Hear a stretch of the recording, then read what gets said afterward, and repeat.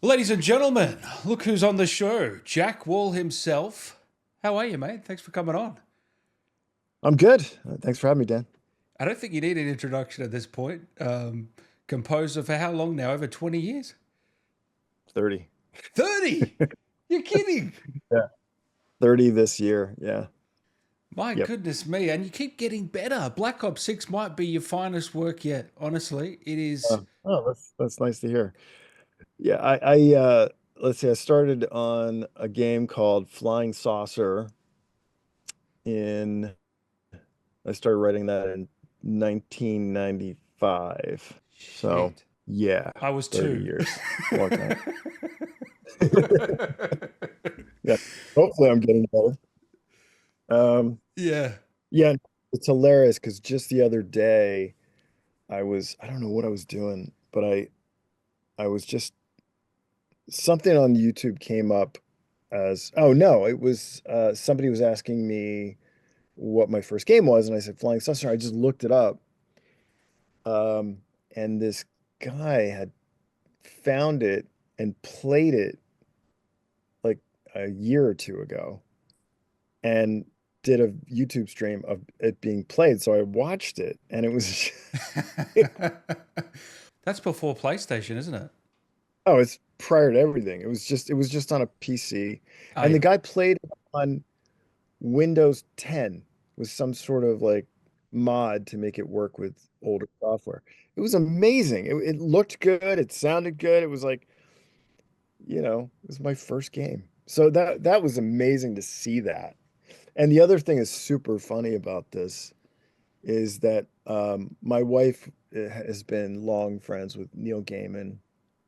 And at the time that I met her, we had just gotten married actually in 95. So we were working on this game and I was working with John Cale from the Velvet Underground. So his voiceover is in it. Neil Gaiman's voiceover is in it. And my wife's one of her best friends is Jean Triplehorn, who's the actor, and she's in it. It's hilarious. It's so fun That to must have see been a that. nostalgia trip. Yeah, for sure. Yeah. It must be heartwarming to see, the Black Ops 6, the behind the scenes of you, that video they put out, Treyarch. I thought it was a great video. I'd love to see stuff like that. The top comment is never get rid of Jack Wall ever. That must be heartwarming. I pay that guy to say that. Oh, he's a plant, is he? He's a plant. No, it's great to hear that. Yeah, it's been the greatest professional relationship I've had in my career because I've been working with them since 2011. So what is that, 13, going on 14 years. And they're just like family to me. They're, Brian Toohey, and I'm working with the guys at Raven, Jeremiah Seapolt, and those guys are just really passionate about making games, and they've been doing it almost as long as me. So actually, they're a little bit younger than me, but Has the team stayed the same over the 14 years or has it changed a lot? How have you no, no, no, found? it's changed quite a bit. But Brian Toohey has been with me since the beginning, and I always tell the story. Forgive me if you've already heard it, but Brian and I met when he was a game designer at a smaller studio called Gigawatt, and we were working on games for Mattel and Disney. We did like Disney's Ultimate Ride and extremely goofy skateboarding and just weird little games like that. And one for Mattel called Barbie's Secret Agent, you know. And my daughter was like 4 years old, and we were playing this game, and Brian had a hand in designing it, and it was just, you go around the world like sort of the female James Bond as Barbie, hilarious. Just all really fun stuff. My 4-year-old daughter at the time, she's 27 now. My 4-year-old daughter loved playing that game, sitting on my lap and playing that game. So, and then it was like I want to say 2011 when I got a call from Brian, and he said, I hadn't talked to him in 10 years. We sort of lost track of each other, and he calls me and he says, "Hey, um, crazy thing, but we were all playing Mass Effect 2 and loved the score. and wanted to know if you wanted to audition for Black Ops 2. And I was like, uh, duh. I think jumped out of my chair and, fist pumped a bunch and, auditioned and got the gig. So the joke is Brian and I went from Barbie Secret Agent to Black Ops 2. Call of Duty. So, and we've been together ever since. Like he's hired me for every Black Ops ever since, and it's been just great, just wonderful. Love working with them. Do you joke with him saying you better keep hiring me for another 20 years? We've actually talked about not doing it anymore, more than we What? talk about 20 years from now. But yeah, there's no signs of slowing down yet. So we're we're we're uh, we're just kind of giddy over the reception of Black Ops 6 because it's it's done really well. People love the game. I mean, you always have the haters in the Call of Duty world, but there's a lot of love for this game. It's been like probably the best reception of the five that I've worked on. How long does it take you to nail the multiplayer and the main theme? Because I know they're the ones that you struggle with the most, I've heard you say, or you kind of, once you hit those, it's kind of smooth sailing. So how long did it take you to knuckle down those two? You know, a lot of what I do is sit around contemplating things. So it's not necessarily like the sitting down and writing part is fairly quick, a couple of days. Yeah. It's all the thinking that goes behind it, um, ruminating on what the instrumentation is going to be, what the time period is going to be, based on the story and all that kind of stuff. Um, Multiplayer is particularly stressful because every time we do one, it's either, has the potential to be a huge hit because that's the piece most people hear, right? Um, Most people who play Call of Duty play the multiplayer. Like, I'm not saying that people don't play the single player, they do. Millions of people play that too, but like multiplayer is what people just gather on a Friday night with their friends and play, right? So you want that piece of music to be really slamming.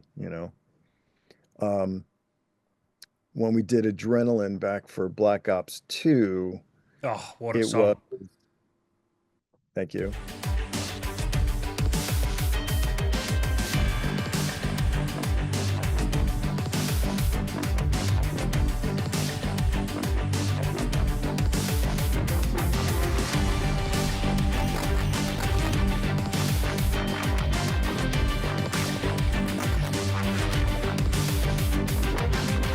uh, that was sort of the guidepost for us going forward. So like it had to be sort of EDM meets the orchestra had a if there was any orchestra at all, it had to play a minor role in the piece. It has to be, just more like you're at a rave blasting at 11, just it has to be really intense and fun and fun. It has to sound fun and be melodic. So I always collaborate with Jimmy Henson because on those because like he understands that world better than I ever will, and it's just always fun to go back and forth with him to try to uh, better the last one we did together. When he sent me Adrenaline, it was like I would say 70% done. It was like, oh, okay, and then I had to add my bits and mix it and do all kinds of stuff with that. And, hey, can you do this a little differently? And we just loved working together. It was just really fun, you know. And then later on, we just kept doing working together on other ones. Rising Tide was Cold War, and then Raining the Fire now. So, how long it takes, I mean, in terms of like us going back and forth, we don't do the multiplayer overnight. We kind of do that over the course of a week or two, maybe 3 weeks, because it's like he'll do some stuff, but it might take him a minute to get to it, and then he'll send it back to me, and then I'll take a few days to look at it and add my bits, and then send that back to him. What do you think? Yeah, I have another idea. Let's try this, you know. So it's been really super fun working with Jimmy. But it has to be replayable because you're going to hear it over and over again as the player, right? You hear it a lot. And Mm.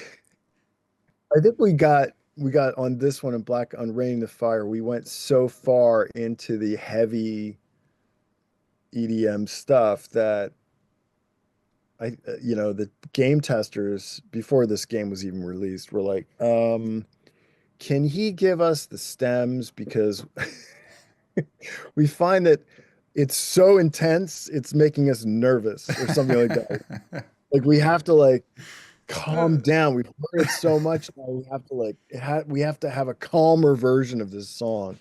So I think they put in like some remixes of the stems that went into that song, taking out some of the heavier stuff. Right in the fire, right in the fire, right in the fire.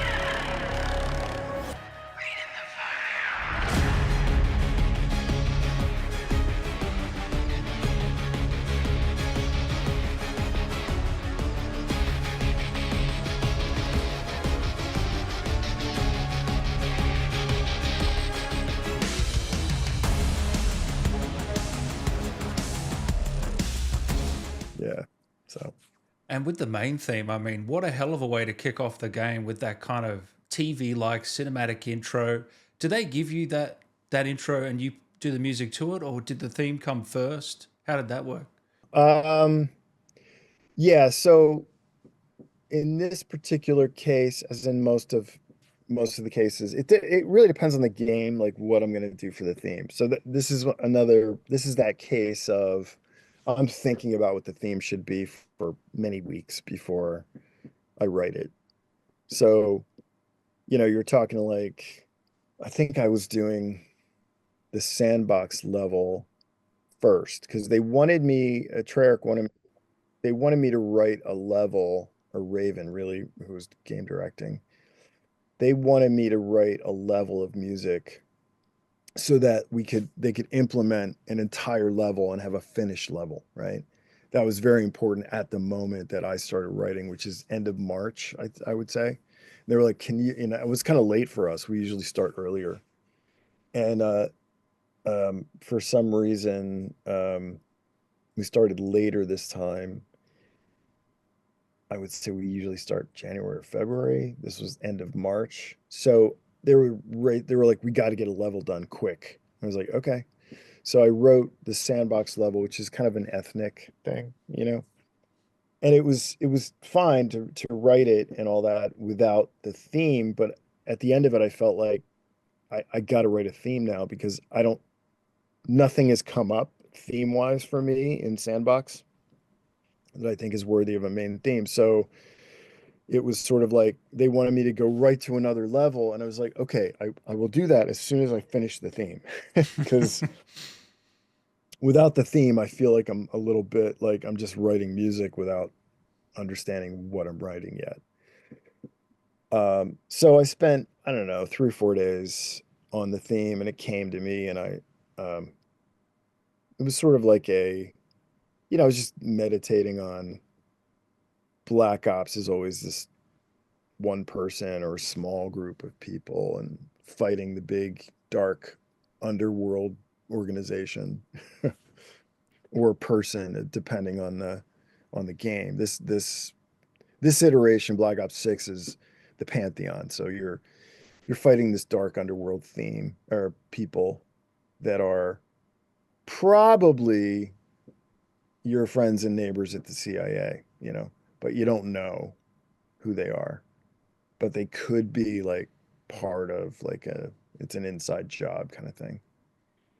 And so, the theme starts out with a single horn line as the melody, and then it theme in variations until the end when it's kind of blows up and everybody's playing and and that sort of thing. So yeah, I enjoy writing those themes because it feels like I love writing melody, you know, real Mm. melody that you can understand, you can hum it You walk away like understanding what the signature of the game is.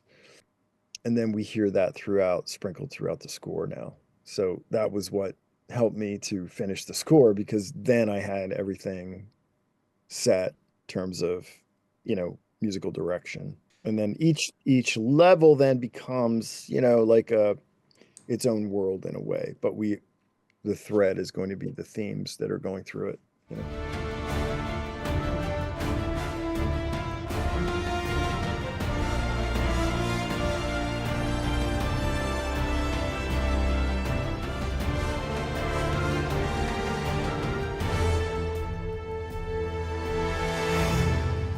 And so, do you have a lot of input in terms of where the music is placed in terms of the gameplay? Because also the gameplay is kind of different depending on the player. Some people do it quicker, some people might do it slower. You see what I'm saying? Getting through the level, so you've got to pad things out sometimes, or how does that work? Yeah, implementation is a super important job. It's I think is just as important as the writing and the production of the music itself. Yes, I have a significant role in that, because the way that I work is I ask the game designer for a playthrough of a level.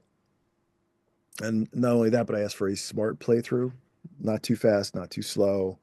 Make sure you hit all the spots that we're gonna hit. Um, and then we do what's called a spotting session, A and spotting it's all session. the spotting session, right? So a spotting session is you watch the film of the level being played, and you talk through it and decide where music is going to go and where it's not going to go, and what type of music it is and what's the mood, and when it should blow up and when it should be more pensive or ambient or exploratory, where the transitions happen, where in this are there IGCs, which is in-game cinematics, which are on the rails. So you lose player control and then you regain player control. So we know exactly where that happens throughout the level. Because those can be scored to picture, locked to picture. And then you have to make sure the transitions coming into it and going out of it are seamless. So my assistant Jim Lordman, he's been with me for 10 years. He knows exactly what kind of notes to take, and then we create a cue sheet that everyone shares. And then I go through the cue sheet and I start to map out how long each piece is going to be, how long whether it's a looping piece or a one shot. One shots are, just a single piece of music. It could be a stinger. It could be just a single piece of music that goes with an IGC, where the main cinematics happen. We call them Blur Cinematics. I think that's the company that Oh does the yeah, they're technology. fantastic. Yeah. Yeah, and yeah, they're fantastic. And on this iteration of Call of Duty, they look like live action film to me, to my eye. In many cases, it's like, wow, the characters flawless. It looks like it was shot on film. Kind of amazing. So, and I'll go about scoring those like a movie, and then I'll uh, write the pieces that loop and stuff like that. And then I'll deliver the loops themselves, the intros, the outros. I'll include all of those things. And then I'll include a movie of me implementing the music in the movie, so they have a guide when they're implementing it, what my intention was.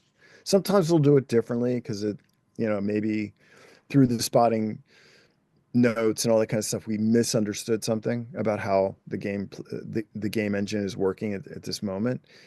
But usually we're pretty close, and then they put the music in to match my intention, and then that's what you see in the final. So Yeah. my understanding, you didn't do that for Mass Effect 2, and was there any reason why you didn't have a strong influence on that game? Because that score was incredible, as you know. But am I right in saying that? No, actually, No. I implemented all the music Oh, for okay. that. Yeah. As a matter of fact, Mass Effect 1, I didn't Oh, And I'm when we thinking did of one. sort Okay. of, yeah, in Mass Effect 1, I didn't. The people at BioWare did it. The audio team at BioWare did it. And we did a post-mortem after Mass Effect 1. And I said, I think I didn't communicate my intention. We didn't have a way to do that. So to why don't I attempt to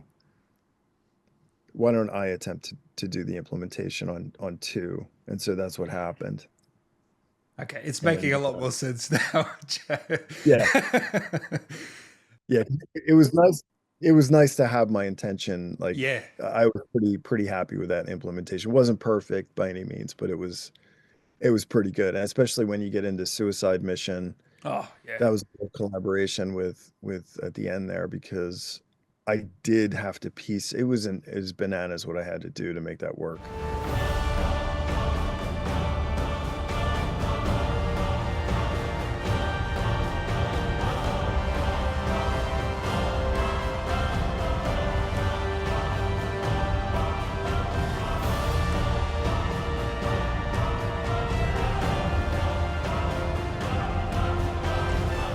Because it was branching, like depending on how you played the game, It's like, Oh, God.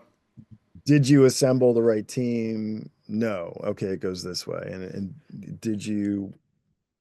are you going to win the game? Yes. Then it goes this way. And if you didn't, then it goes this way. And Is that fun or a nightmare? Which way is it leaning? oh, that was a nightmare to get done. It was fun in the end because they took what I did and massaged it to make it work because things were changing and in flux so much at the end. Yeah. There was no way to get like the final assets, right? Before I had to be done and dusted out the door. And so, I just gave them everything I had, and then they sort of massaged it and made it work pretty flawlessly, actually. But that was really hard. Man, Elusive Man might be one of, I think that's my favorite track in that soundtrack. That is just an incredible piece. You remember writing that one? Yeah, I do. Martin Sheen played the elusive man. Yeah, I just wanted to do something, in the world of Mass Effect and try to sort of create the universe from his perspective. He's sort of looking at the screens and manipulating everything. Yeah, that was a fun piece to write. So I how's have a your, vague, I yeah, should I say. know it's been a while. I'm stretching your memory.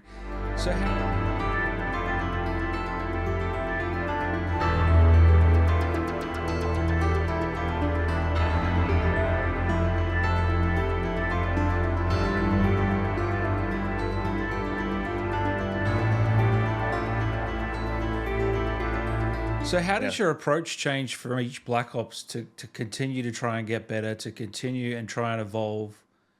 It must be tough, right? Yeah, as I go along, it becomes this thing where I guess I have to do a better score, but it's not really, it doesn't really work that way, you know? It's sort of like each game is its own world, and I get inspired by what the game is. And perhaps the fact that this is such a good game, maybe that's why the score is better. Or maybe the game is better because the score is better. I don't even know. I always try to do the best job I can.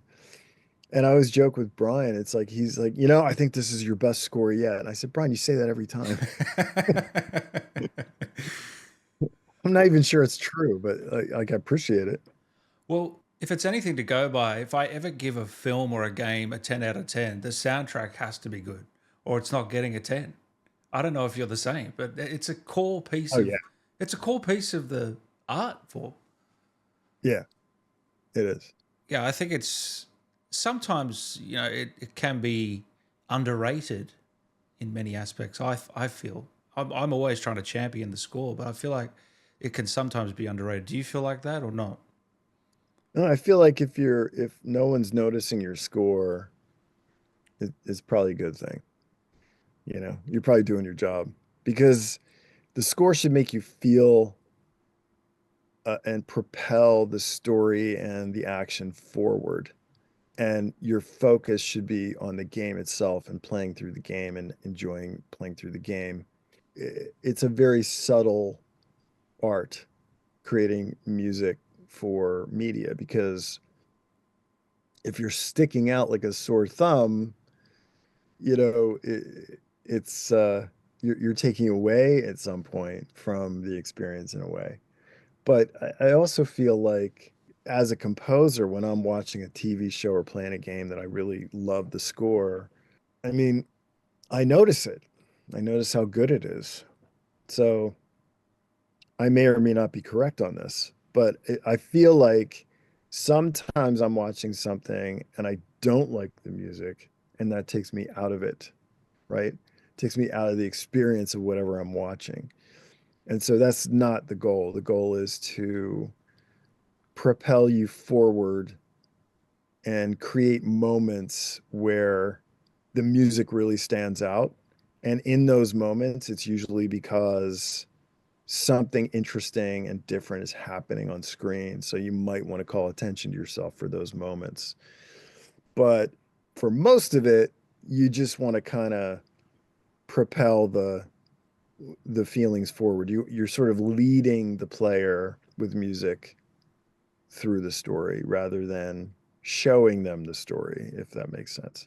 What's your relationship with characters like Adler and Woods and Sev? And because you're creating themes and music around these characters, do you have a different perspective on these characters than per se the players will or anyone else?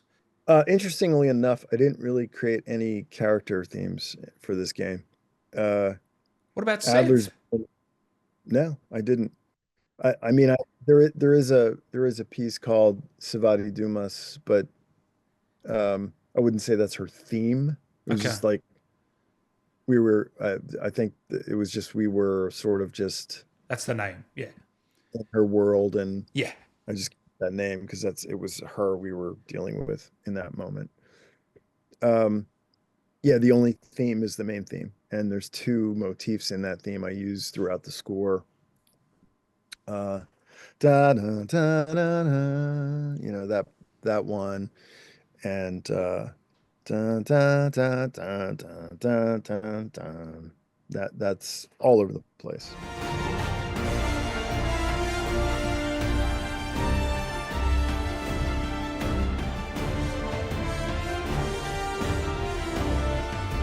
And actually have a team of composers, a music team that I work with, and I'll ask them to do additional music for the score, and I sort of cast it based on their particular strengths, and I'll just create, like, once I do that theme, I'll just make a music sheet with just those themes on it, so they can refer to those as they create the music.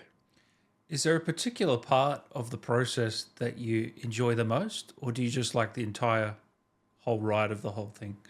I love writing the themes. I love writing the interstitial movies, because I that's where I can really tell the story. Of course, I love recording the orchestra. Oh, That's a that must be a thrill being in that studio It's and just there's man. nothing better. It's just there's nothing better than that. And I love not conducting. I do conduct some of it usually just for fun, but like the bulk of it, I have in this particular case, I had Neil Desby, who's my lead orchestrator, conduct because he's a great conductor, and I like to just sit in the studio and listen to it all come at me. It's just coming at me, and I can listen to it. I can nitpick. Let's take this section one more time, get it right. If I'm on the stand conducting, I can't hear those really. I can't get that precise. I feel. Really? Yeah, because you're listening to the room more than you're listening to the entire piece, mixed with the synthesizers and the percussion or whatever else you got going. And sometimes you miss on the stand, you're missing some of that information. So I love being in the booth and producing from there. Um, I mean, I started my career as a recording engineer, so I just love being in the studio, in the booth. If I was to ask you an impossible question, top four composers of all time, Could you give me four? I can give you four of my favorites. Yeah, that's Uh, exactly, yeah. I'm gonna preface this by saying I didn't grow up wanting to be a composer. Um, I sort of fell into it because I love music and I love producing music and I love making music. And I was a guitar player. I never went to school for music. I just enjoyed playing it and producing it. So, I'm not going to talk about Prokofiev or Stravinsky Yeah, yeah, yeah. usually. I mean, I do love Prokofiev and I Tchaikovsky, in terms of like classical composers, Mozart, Beethoven, I love all those guys. But what really excites me is composers who tell a real story uh, for a film or television or video game. So my top four would be John Williams. Um, Who's that? yeah, he's everyone's favorite, so I'm gonna put him first. Thomas Newman, Oh, yeah. just he's such a great texturalist. I mean, he's just 1917. That was a phenomenal piece of work. Have you seen 1917? It's a great film. Kind of. I thought You should watch it. It's really I really loved it. It was all kind of shot in one. Yeah, Thomas uh Newman, number two. Thomas Yep. Newman, Jerry Goldsmith, Mm, mm. because I just love some of his like Basic Instinct is one of my favorite scores. Which is not the one you think of when you think of, Jerry Goldsmith. You think more like, other things that I can't think of right now. But I just really love his sense of melody and what he does you know, with the orchestra. He's a great orchestrator. And who would be my next favorite? Probably Hans Zimmer, only because he's changed film music and he's done so many great scores. I'm a huge fan of his. So there's four for you. You say he changed music. How do you believe he changed music? I'm curious. Well, some people think not for the best, not for the because he's so ubiquitous. Interesting. But I think his scores are interesting. They're always interesting. They're always surprising. He always surprises. I mean, his way of scoring a story and inventing sound for each film he does. The amount of effort that goes into that and his process is fascinating. I mean, I'm not sure I could ever spend that much time and effort on anything, but I do respect it quite a bit. I respect him quite a bit. He's quite the auteur in terms of music. Have you ever met For him? I've not. Because I know you've met John, haven't you? And you're a bit starstruck when you met him. Oh, yeah, God, you did your research. Yeah, I met him. I got to go to one of his concerts at the invitation of my. I'd be trembling, honestly. I think that's the one Yeah, guy I'd I be. just over the whole thing. Forgot to tell him why I was there. I was working with the Young Musicians Foundation, and he's a major proponent of them and funder of them, I think. And I meant to tell him that I was doing a concert with them and all that kind of stuff. So, but I just want to blow your and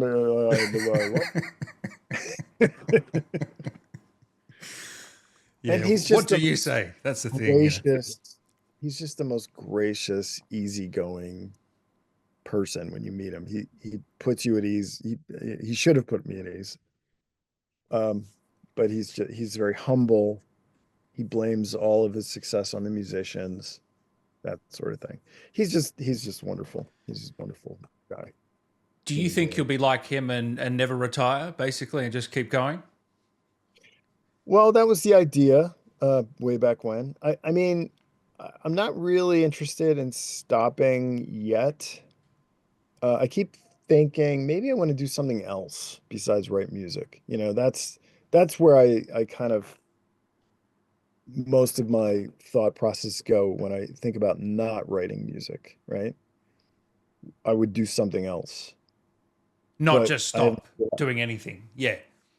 right, exactly. It's more like the world, there's so many other things I could do in the world. Mm. Maybe maybe it could be this or that. I don't know. But right now I moved to Portugal. I'm living here and in a gorgeous recording facility. I'm kind of redoing my studio right now. I just got my desk from LA, which is this giant beast of a desk. God, I'd See love if to I can. see a tour of this place, Jack. Oh Yeah, man, there's my that's desk, beautiful. and I'm just kind of So it's putting it all together. built-in piano, built-in keys. Yes, Yeah. built-in piano and yeah, it's What sound equipment? What is there any specific brands you work with for sound and speakers and that kind of thing? right now I'm working with PMC and have Okay. been for a few years. Just because they sound, I mean, I auditioned tons of different.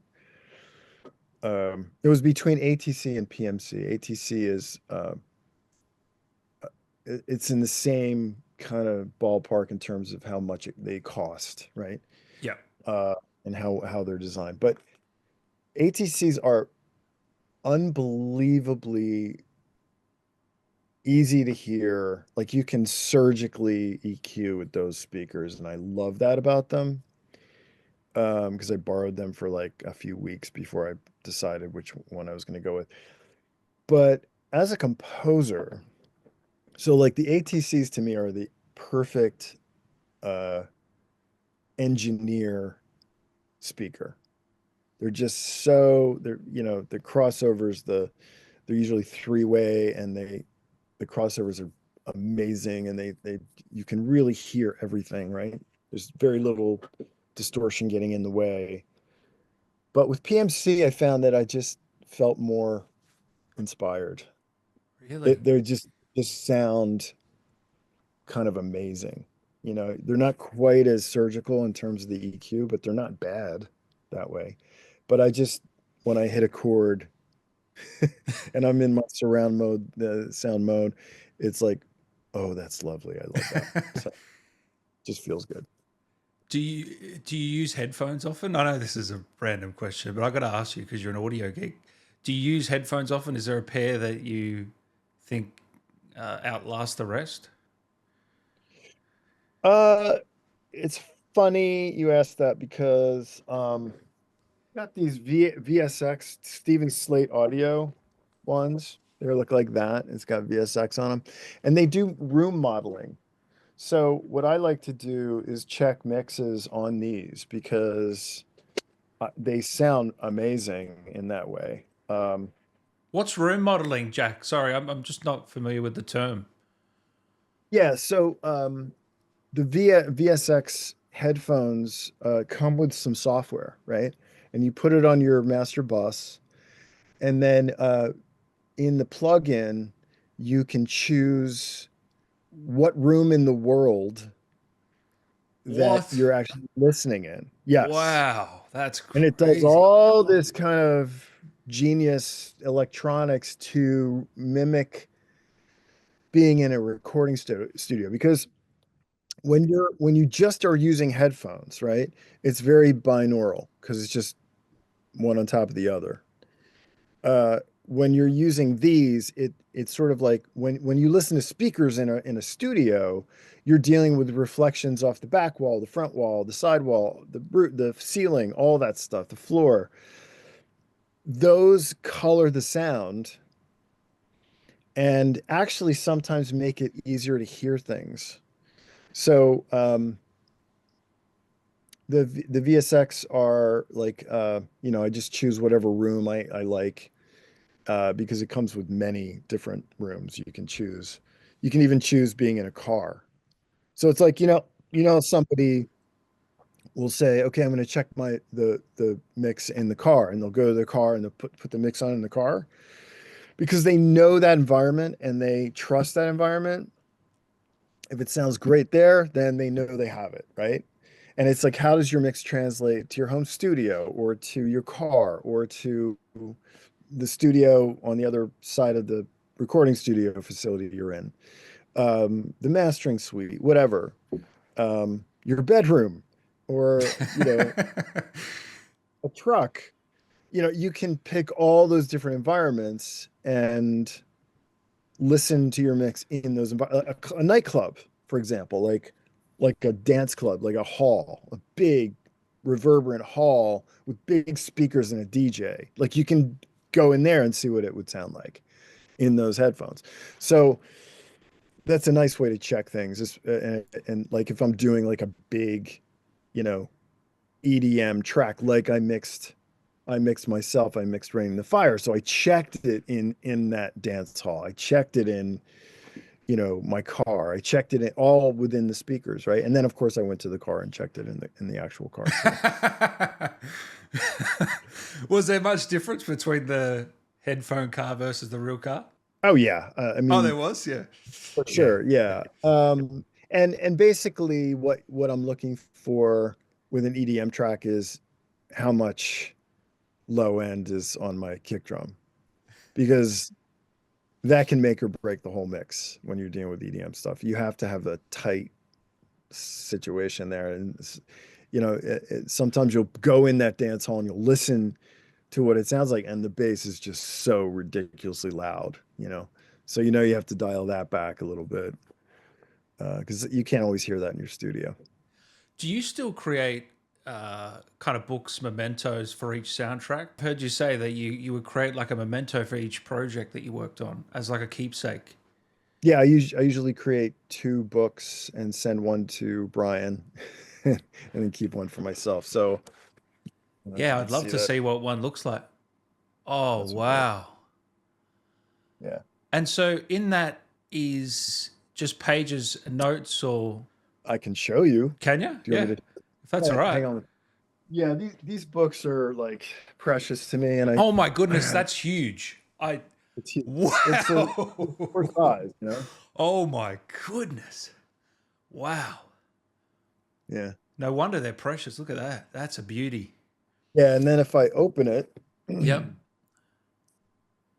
uh, then I've got, the title page, like that. And then I've got start all the credits, Yep. the orchestra members. I love this as a memento, because I'm like, oh, who is that oboe player? I really liked him. And I can go back to on another project and say, hey, there's more credits, a lot of credits. There's hundreds of people. Yeah. And there's the main theme right there. Even though it's 14M1, it's the main theme. And then the score of, Wow. and then the rest of it is just all score. So it's like each score is like a novel, you know? And do you ever go back and so are you often going through old stuff and reminiscing and looking, or No, almost never look at them. But when I'm starting another score and I'm thinking, oh, what did I do in that? How did I orchestrate that? And I'll go back and look at, I will open it and look at it. It's really useful to have it. And yes, you could have it in digital form, and I could look at it that way, but I love just the tactile feel of opening a book. So, a lot of people like ebooks. I like real books. do you read a lot? Almost. I know you're a golfer, but are you a book lover too? I don't read a lot, frankly, because I love watching television shows. What are you on to at the moment? Oh God. No, I've been watching The Diplomat. Season 2 came Oh out yeah. recently on Netflix. Great show. Great show. Like really great writing. And the score's fabulous. I was just watching Disclaimer, I think it was called. Is that right? Disclaimer. Oh yeah, yeah, with On Kate Blanchett, fellow with Kate Aussie. Blanchett. Yep. Man, that was a great show. He has a couple of them, Yeah. So Abomination from Black Ops 6. Can you walk me through that one? That's probably my favorite track. Abomination. Okay, so Abomination, the executive director, the multiplayer theme, our collaborations with Rome's, the two brothers from Toronto, Nick and Jake Beetove, who have this band in Toronto. And I stumbled upon them one night on Instagram. Nick was doing some real fuckery with his drums. He was putting them through he was putting them through he was putting them through a bunch of pedals and guitar effects and all kinds of stuff and like synthesizers and like modulating the sounds of his drums in real time while he was playing. It was just so genius. I mean, and I loved the sound of it. And I contacted him and said, "Hey, would you like to work on some music with me for a video game?" And he contacted me, and I said, after we did the whole NDA thing, non-disclosure agreement, because we can't talk about this with anyone. He was like, "Oh my God, yeah, that would be amazing." So yeah, Abomination was probably something that Nick and Jake originated and then sent to me, and then I added my pieces and that kind of thing, and then I mixed it. But yeah, there's this one level where that features their music, and I just love to work on that level. It's really, really cool. Emergence, the zombie kind of level. Yeah, that Yeah. one. Yeah.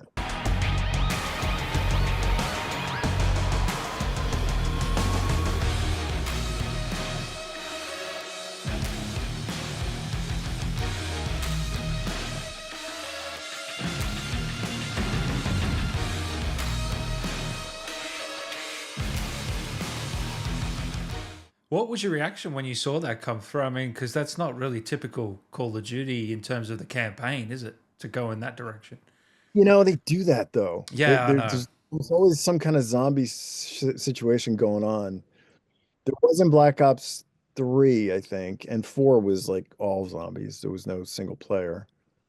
Um, so yeah, they do that now, and that makes it fun. I like the different types of love. There's always some kind of chemical shit going on that's making people into zombies. It's hilarious. Do you love doing the jazz stuff, like for some of those zombie? Because I love jazz's music. I want to hear more jazz music.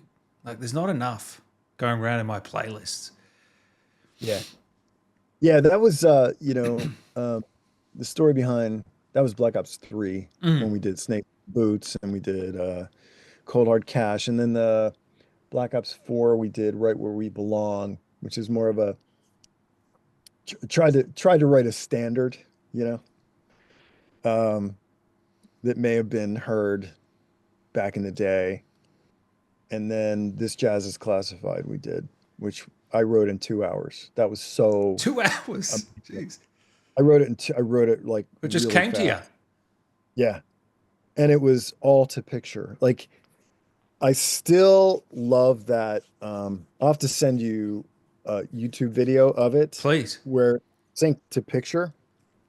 It is the thing I'm most proud of in my entire career. Really? Because I wrote Wow. it so fast and the arrangement just came off great. I got to record with some of the best players in the world. They all thought it was amazing. Like all the players were like, "This is really good."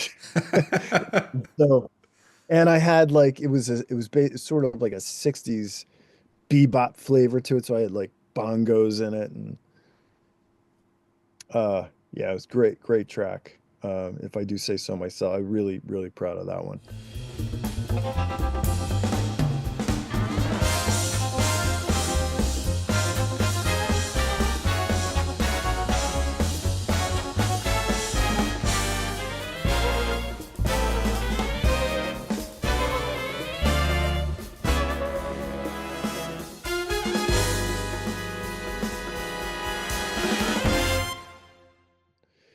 Yeah, I love writing this stuff. My dad listened to Benny Goodman and, you know, a lot of the great big band leaders of, his day.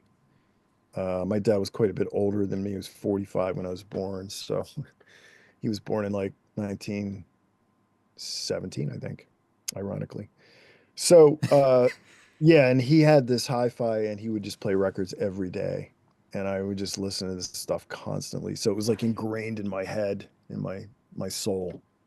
And then when one day when we were doing Black Ops 3, they were like, "Yeah, for this we're gonna actually release a zombie mode on the disc for the first time, and we want to create. There's two pieces of music, or no, there's only one piece of music." They said they had this woman, I can't remember her character's name, but she was a singer in a nightclub, and the level's called Shadows of Evil. And so she was singing in this nightclub, and they wanted me to create this sort of big band torch song for her. And we met about it, and I said, that'd be cool, but I have 3 hours with the players. Let me write like a swing tune as well. And they were like, "Really? You can do more than one?" I was like, "Yeah, I could do probably three." So what we ended up doing was I wrote Snakeskin Boots, right? Oh, And that ended up being like they loved that piece, and they were like, "Oh, we're making trailers out of this." And they made a great trailer. It got millions of views and with that piece of music. And then Snakeskin boots on a Saturday night. Outdoors trying to make it happen. Swing, don't miss in the wicked fight. And then we'll start Now they're airborne. swaying. Come on, you flying shitheads, I'm ready for you! Snakeskin boots on a Saturday night. Outdoors trying to make it happen. Swing, and then it's open door, and then we'll go. We'll never surrender! Snakeskin boots on a Saturday night. and then we also did a bunch of the Pack-a-Punch. I think Speed they're called. Cola and yeah, Yeah, all Juggernaut, that yeah, stuff. yeah. Yeah, we did a bunch of those too in the same session. So we had like 6 of those. Oh, they're so jingles. good. Yeah, I and wish then they we were did- longer, Jack. I need an extended version. They're too short. They're too Well, short. Jingles, they have to be short. No, you know? I need a 3-minute version. I press those lips against the Oreo and then truly moves you. Speed cola speeds of your life. Oh, Yeah, they were so fun. That was so fun too. Oh my God. We had such a blast with the big band, and all that stuff is done live. Even with the singers, they're all singing and live. it makes it so much better too, I think. It just gives it that authenticity or something. I don't know what the word is, but it's just brilliant. Yeah. Couple more before I let you go. So, do you remember Black Ops 2 Cordis Die? Do you remember that song? Because that where Menendez comes in, that track just amps me up to this day. It is just epic, just this blasting tune that just creates this kind of feeling, this triumph feeling. Do you remember writing that one? I know this kind of sounds like we're just going through your highlights, but I have to ask about this one. That's okay. I enjoy that. Let me see if I can just Do you need to quickly- remember? I have no idea what. No, I can't remember. I wrote something last night. I don't remember.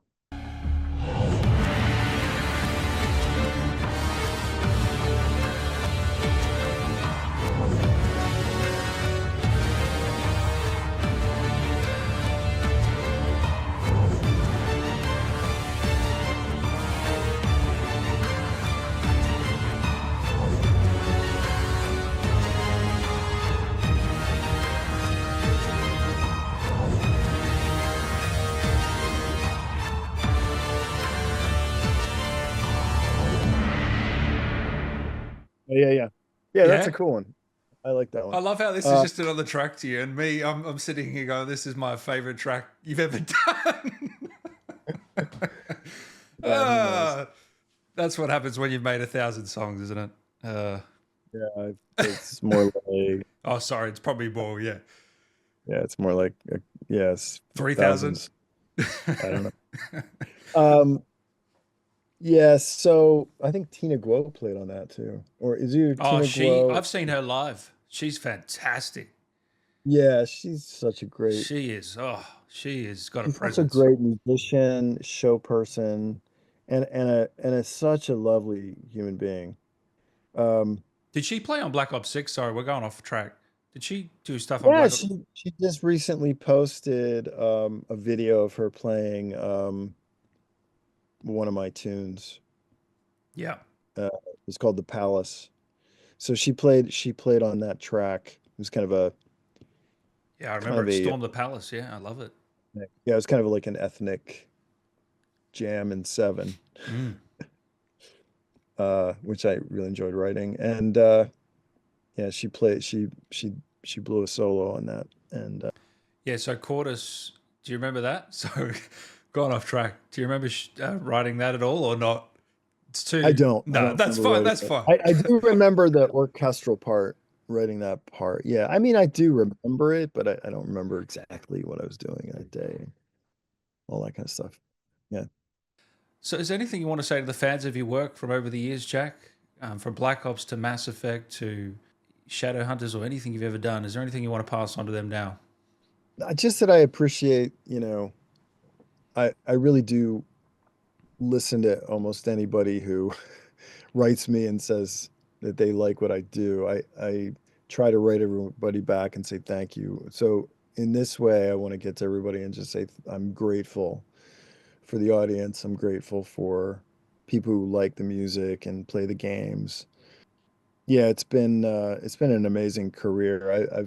I just have nothing but I mean, if somebody asked me what would be your favorite, your dream career, I would say I'm doing it, That's what's happening right now.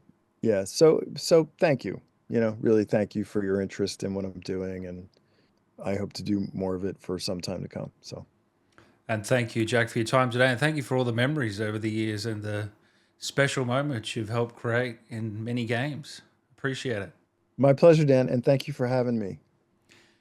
Thank you for If you ever have a piece that doesn't make the cut, I'll take it as a theme for this show. All right. okay.